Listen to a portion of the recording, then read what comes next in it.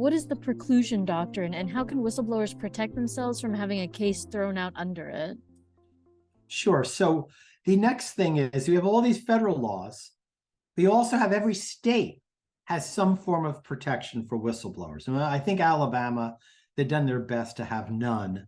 But other than them, it's pretty much there's something. And even in those states, there may be some common law remedies. Many states have very specific statutes that protect a whistleblower, and some are very good.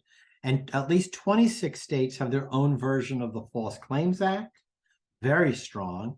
And New York and the District of Columbia now have tax whistleblower laws modeling the federal.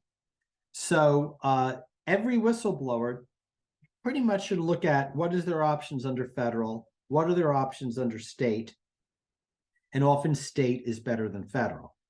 Then you come to this doctrine known as the preclusion doctrine. What happens when there are two laws covering the same issue? Can you use both? Or does one trump the other?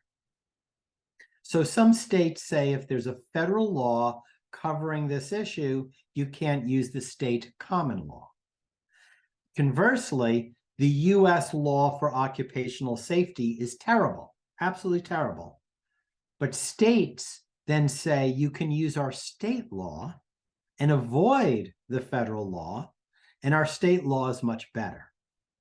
So that's something. So pretty much you can always use a federal law because that trumps.